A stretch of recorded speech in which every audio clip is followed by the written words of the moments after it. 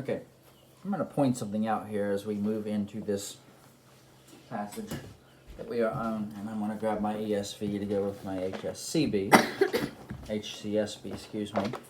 Shibidoo. It says here, then the mother of the sons of Zebedee. Then the mother of the sons of Zebedee. Let me point something out here. It would have been a whole lot easier in 2 words to translate this after the fashion Zebedee's wife. Then Zebedee's wife came, the mother of the sons of Zebedee. So, anyway, so when we talk about translation, it's good to have things literal. Sometimes it's good to translate the sense of what is being said. The mother of the sons of Zebedee would be Zebedee's wife. No, I thought the disciple. Yeah, but I thought it was the disciples' mom. The 2 sons of Zebedee, disciples. I thought it was their mom. It was. Oh, okay. You could have just said the wife of Zebedee and shrunk wrapped it. That's true. But because we're concerned with, go ahead. Or blank blank disciples mom. There you go. We knew who the sons of Zebedee were, and then we know who James and John were, but it's the mother of the sons of Zebedee. Just has to be the mother of the sons of Zebedee. Because we're so crazy about, that's not what it says in the Greek. Well, sometimes what it says in the Greek, it's a good idea to translate the sense more than it is to translate the words. Anyway, that's my take on why the translations like the NIV exist, because they translate the sense more than they translate the actual words. Anyway. Papa, what I think is that the translators thought that putting that would make us think that she was a villain or something. Like a super villain. Because if you think about it, the mother of the sons of Zebedee sounds like a really good villain name. Indeed. So, this is what happens when you disciple your kid's life. Yes. So, anyway, then the mother of the sons of Zebedee's sons approached him with her sons. She knelt down to ask him for something. What do you want? He asked her. It's a good question when Jesus asked that question.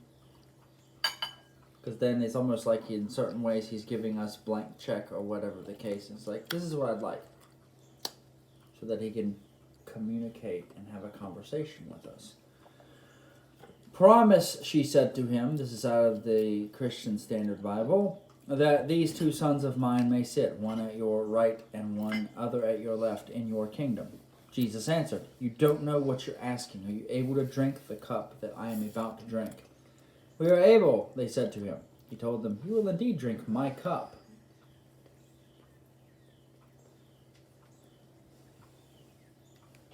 In other words,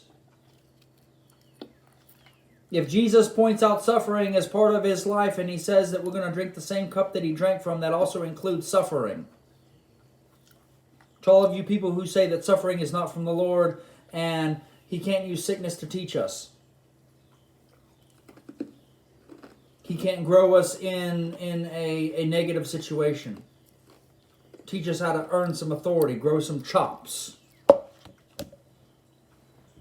Sometimes suffering and sickness are part of the package that he works through. Sometimes he teaches us authority over suicide by giving us the test of responding to a spirit of suicide. It's his way of playing brinksmanship with our lives.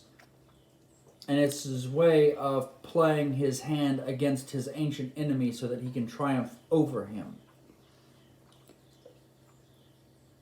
So that we can earn some authority, get some chops, and move some clowns when the time comes for us to work with other people who are dealing with the same thing. We've got the earned authority, so we can just say no. Arthur Burk dealt with suicide for at least 30 years. 30 freaking years. 3 decades. And now when he deals with somebody or is working with somebody who is dealing with a suicidal, whatever the case, whether it's thoughts or tendencies or behavior or a spirit, he can just say no. And the thing leaves and they have hope. The Lord will force us to wrestle with some things. It doesn't say we fight at a distance as with an air force against principalities and powers. It says we wrestle. That's close quarter, hand-to-hand combat. That's high school, college wrestling, where you actually have real grappling with a thing. The Lord is going to send you into the arena, the wrestling ring, and He's going to expect you to grow. You're going to get pinned a few times, you're going to get armbarred, whatever the case. But He's going to send you in with the expectation that the more you encounter this stuff, the more you'll grow in authority and strength. You'll be in the gym so that you can go deal with it, and then you overcome it, because here's the thing. We can lose as many times as we want. The devil only gets to lose once, and then he has to go. And then when we deal with it in other people's lives, again he has to go. But this whole goofy, twisted idea that we somehow are exempt from sickness, or exempt from pain, or exempt from difficulty or trial or suffering, when Jesus says, "You will drink the cup I am about to drink." That drinking that cup enables us to actually quote Revelation 12:11. We misquote it all the time. They overcame him by the blood of the Lamb and the word of their testimony. And I'm sitting here screaming, somebody please finish the verse. Oh, we overcome by the blood of the Lamb. Yay! And the word of our testimony. Yay! And we use it as shouting garden. Yay! And we forget the last third of the verse. Kind of like the song by Delirious, Our God Reigns. We like to sing the chorus, blah, blah, blah, blah, blah, and this, that, and the other. But we don't listen to the sobering lyrics of the verses.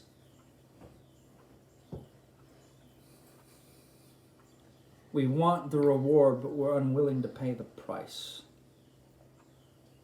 to earn the authority. Because we think it's all about declaring and releasing in apostolic decrees and whatnot, and we don't want to grow some chops. Come on, gang, we need to grow some chops. Get in the gym.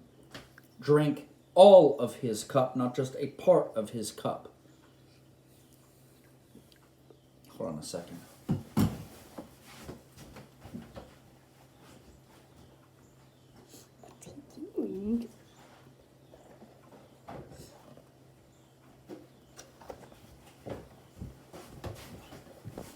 Unless any of y'all think I'm hawking merchandise, I'm not. This is an album by Arthur Burk of Sapphire Leadership Group called Hearing God. He discusses this structure in the spirit realm called the Canaanite Iron Bowl that comes especially with the redemptive gift of exhorter, where we listen for revelation because the exhorter's primary thing is to hear from God revelation about what's missing, the missing revelation about the nature of God Himself. The exhorter deals with whatever is missing from the package about the Lord so that we can understand. It's revelation about the personhood of God. If we listen for only part of what the Lord is saying, but we don't listen to the whole of what the Lord is trying to give to us, we can inadvertently end up cutting off the voice of God, allowing an open door for the enemy so that the enemy can impact what we hear from the Lord, and so it gets twisted where we only receive, oh, the good stuff. Well, I receive that, or I don't receive that. If the Lord is speaking something, He's going to give you both the good and the bad. He's going to give you an accurate presentation. And if we miss, they did not suffer their lives unto death, because we're so obsessed with the blood of the Lamb and the word of their testimony that we don't want the rest of the revelation, then we'll miss out on what God has for us, the wholeness of what God has for us to reap as we not just receive the initial blessings, but we also earn some chops and authority and go to the gym so that we can deal with a suicidal issue in a bunch of other people's life as we minister to them. For example, in the area of suicide, if you have a broken marriage, sometimes the Lord allows you to experience the pain of divorce so you can have some authority to work with it in other couples' lives so that you can have a platform and some earned authority and some credibility with people, so you can be life-giving to them as you help their marriage stay in the right place. My wife and I each have had situations there, and we have helped people stay in marriages, and after they have stayed in their marriage, they called us out as whatever because we've been married before, because they had this crazy view about, unbreakable covenant marriage and all this other nonsense. Our job as a church and as ministers is to grow in some stuff. We embrace suffering for a season, then we overcome it and move past it, and then we can work with other people as they learn how to walk the hard road. We can walk with them, love on them, hold them, because sometimes people just need to be held while they're weeping. Sometimes it's deliverance like this, sometimes it's a process. It depends on what the Lord has. But what we need to do is we need to advance to the point where we've got a deep view of God that is useful not just for the good times, but also for the really negative times. Honey, do you have anything to add? May I clarify? Go ahead. Would you rather I didn't? No, go ahead. I'm not sure. I'm not sure it will land well with everybody to the way that it may have come across as God allows people to go through the divorce to earn authority. People go through a divorce because they don't always seek Him before they marry. People don't always. That too. People don't always make a good choice. People aren't always looking for God's best. They're thinking about what their feelings or their libido or their desires are doing when they marry. Correct. But He does use that process of divorce, which is a terrible, awful, painful process that one should never seek after. And just going into a marriage thinking, oh, well, it doesn't work out, I can divorce them. And I've heard people say that. And that's not a great, that's a horrible way to enter marriage, in my opinion. Correct. However, when whatever happens where you've had to go through that, when you go through it and your eyes are on the Lord and you're seeking Him and you're, looking for, what can I learn and grow through this? It grows earned authority to help others. So yes, both of us were divorced. Both of us were legit divorced from, infidelity on our partner's part, our husband-wife part. But either way, it still is a terrible, painful, awful process. And in the process of going through that, you can become bitter, you can, drop into blaming, you can, become nasty, or, you can grow through it and you can become better, you can be closer to the Lord. I spent several years just, really, I dug into the Lord. I call it my years on the back nine, where I was a single parent, I had a small child, and I just dove into my relationship with God, like, big time, and that was a good choice, and it's given me a lot of platform. I would have preferred it if I hadn't gone through that experience, because it was terribly painful and very, very hard. But I have something to offer in that area now because of the pain I went through, and I think that's a lot of what he's saying in this passage. We are every one of us is going to go through things that are painful, suffering, unjust, be falsely accused, whatever. There's going to be things of that nature that go on in our lives. How we go through it, how we deal with it, who our focus is on, who our eyes are on, is going to matter. Our response is going to matter. We have Holy Spirit inside of us. The fruit of the Spirit, we have access to the fruit of the Spirit all the time. We can put our hands behind our back and know that our wonderful, loving Father will then put his hands out and say, cool, you're not going to defend yourself? I'll take care of it, because it's a biblical principle. Yes. He will take care of you if you're willing to trust him. So there are principles in play all the time.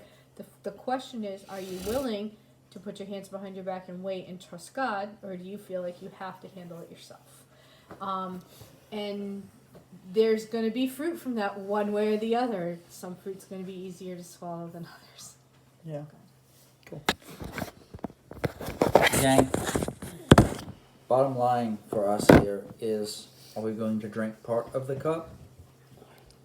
Or are we going to drink all of the cup? Mm-hmm. Are we going to hear only the floofy stuff the Lord has? Or are we also willing to potentially hear the hard stuff that he has, so that we can learn how to go through some stuff, so that we can help some people out? Granted, he might give you a grace at times, but more often than not, he's going to do the supernatural work of sustaining you as you process through a difficult situation. And there's not a one-size-fits-all or shrink-wrapped way of processing through these things. Mm-hmm. No. Am I saying that sickness comes from God? No.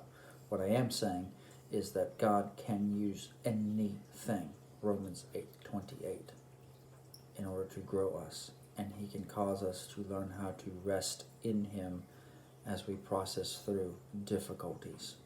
It's not just about responding or binding the devil just because we think this sickness is coming, so we got to immediately bind the devil or whatever the case. No, sometimes it's the Lord is saying, I'm trying to get you to slow down because I want you to process something a little bit differently, because I have a different strategy, and he wants to teach us not just a shrimp wrap, one-size-fits-all strategy for everything, but he wants to teach us the multiplicity of complex principles so that we can have a bunch of tools in our tool belt and not just one.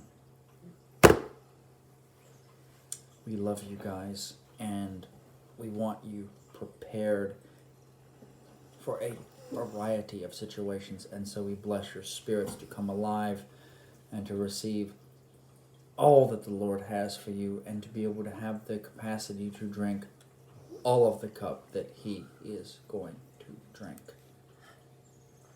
We bless you with purpose and love and fluidity of design. In Jesus' name, amen.